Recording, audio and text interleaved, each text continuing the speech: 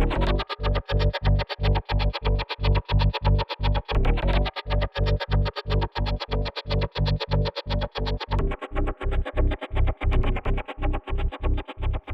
and welcome to another unboxing from Pushing Cardboard.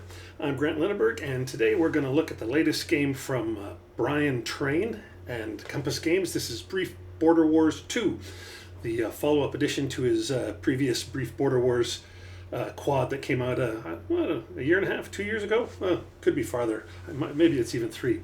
Anyway, this is going to be exactly the same the same basic mechanics, I imagine, but with 4 new conflicts to have a look at. And these are, we have the, as you can see on the cover here, the Second Balkan War, 1913.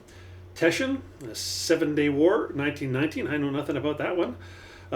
Nomanon, War on a Distant Plain, 1939. And the Italo-Greek War, Balkan Defiance, 1940. So this is all much sort of tiny conflicts that are going to fit the scale of his game. I played the other one, his earlier one, really enjoyed it, so I'm looking forward to this. It's from Compass, comes in their normal bookcase size box. As it says here, it's a quad game. It's like a great idea from Brian to put these out as quads. They really fit this this packaging. You feel like you're getting a good bang for your buck here. I'm not going to talk about. I'm not going to read you all this stuff about each of the conflicts here. But I will say that it lists itself as complexity medium low. Solitaire suitability medium low. Yeah, that's because it's a card game. So solitaire is not unless you're totally comfortable playing games with a lot of hidden information. Solitaire, this well, it's not set up for that. Anyway, let's open the box, see what's in here. This should be 4 maps, 4 sets of counters, 1 set of rules, and 1 set of cards, I would think, but we'll find out soon enough.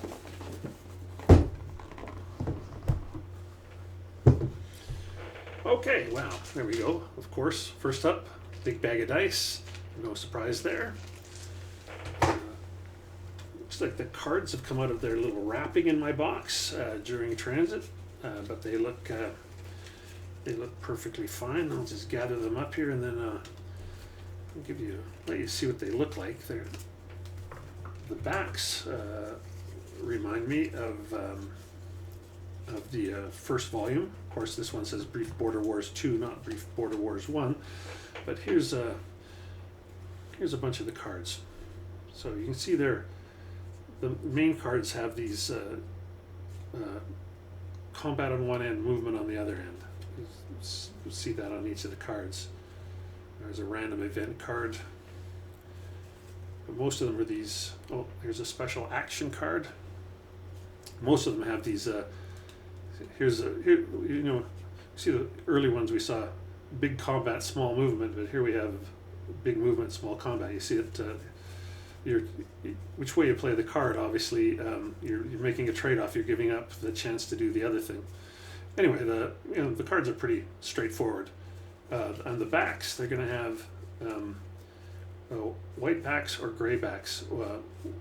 It's an interesting game. If I remember correctly, you do shuffle the whole deck, and then each side is going to pull off some cards, or the game is going to start with, or each hand is going to start with a different. There might be more white cards than gray cards, or there might be more gray than white. So each turn can be a bit asymmetric, just in who gets more cards each turn. Anyway, there's the cards. They look perfectly great. Here's the counters. Open this up and pull them up. Have a good look. There should be, like I said, this might be it's four games a quad, but there's going to be small number of units per game. So, okay, so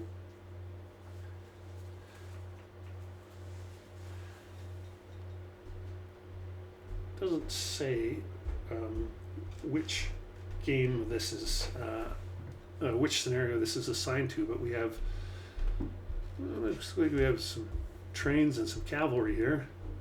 Trains, machine guns, hard to say.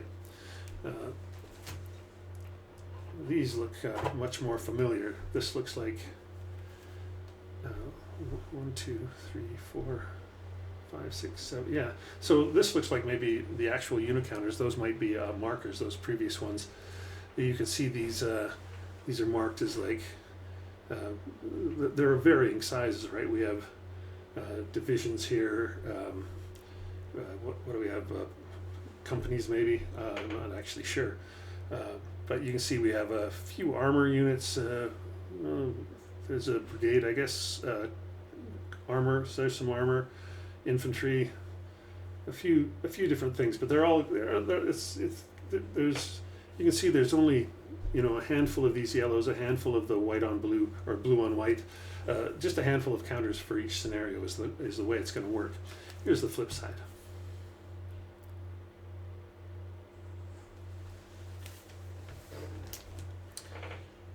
Here's the system rules, and this is quite a brief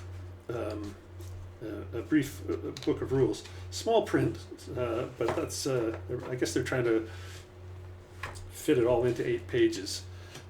So maybe a smaller font than I would have liked, but it looks like we have. Looks like the rules just take up actually 4 pages. By the time we get to page 5, we're on to designer's notes and examples. So really, 4 pages of rules is the whole thing. And then these should be the exclusive rules for each scenario. They come. This is just like the previous volume. They come not in another rule book, but it's basically just a card, a fold-out card. So here's. For the second Balkan War, we can see the exclusive rules. They all fit on 4 pages. And we're going to see the same thing for, here's Teschen. We've got Polish and Czech. Looks like we have designer's notes on each of them as well. Nomanin, we have Soviet Mongolian versus Japanese, and Manzaguan. I'm mangling that no matter how I try it. Anyway, same thing here. Just a bit of designer notes there. I noticed that Brian's, here's the last one, the Italo-Greek War, so we're going to have Italians and Greeks. I noticed that on Brian's designer notes for this, they're dated August 2020. So he's had this game ready to go since the COVID time. It's just taken this long to get it out of the maybe out of playtesting and through the Compass Games production system, I guess. We have. Yeah, this is an alternative dice rolling method instead of buckets of dice. I think I read something about this online where Brian added it to the game just for people who didn't like the main method of dice rolling.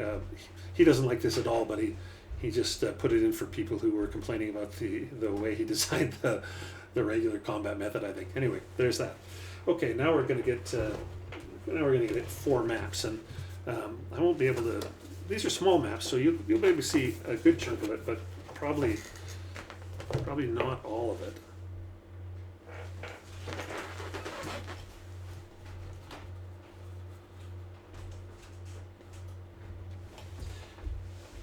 That's pretty good.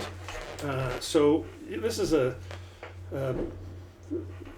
this reminds me very much of the previous volume as well. The circle, it tells you what the terrain is. Like here's a woods, here's a woods mountain. This is clear. This is the map for Teschen. And I don't know if you can see that, but this shows us what those trains, machine guns, and cavalry, they go for this. They are for this scenario for sure. We have armored trains, armored cavalry or armored car squadrons, and machine gun companies. So that looks nice. These maps are, they're not totally exciting, but they're pleasant to look at and totally functional, and nothing about them is unclear. So that's the first one. Here we have the Second Balkan War. This one is, I'm going to put it this way, but it's actually, this one is portrait style rather than landscape. Yeah, so same thing, here we have woods, mountains. The little numbers at the top, I think those are victory points. We have a turn track. I'm not sure what this is down here. Maybe a victory point track. That's probably it. There's nothing about the armored trains or the cavalry units for this one, but so maybe that's just for the Polish, that first Teschen scenario. Who knows? We'll see if that shows up on any of the other ones. Well, this looks like this is the War on a Distant Plain, the one I have trouble pronouncing, Nomonen. And this looks like, for the most part, it's all desert except for a few mountains through here, but mostly it's just deserts, and a lot of just ones or zeros for the victory points. This looks like this looks like a very bleak battlefield, no doubt about it. And then one last one. Here we go. This is another one where it's portrait rather than landscape. And yeah, so this one doesn't say anything about the armored cars or anything either. So those counters were just for that first Teschen scenario. Yeah, again, another good looking map. Totally look forward to playing on this. Yeah, I had a good time with this game when I played the first volume. Well, depending on when you see this, I'm going to be going to Botoscon in a couple of weeks. I'm going to take this with me and get a chance to play it, and hopefully get a chance to talk to Brian Train, who will be there, and talk to him a bit about it, and I'll report back here. But anyway, this has been Brief Border Wars 2 from Compass Games and Brian Train. I'm Grant Lindenberg from Pushing Cardboard. Thanks for watching.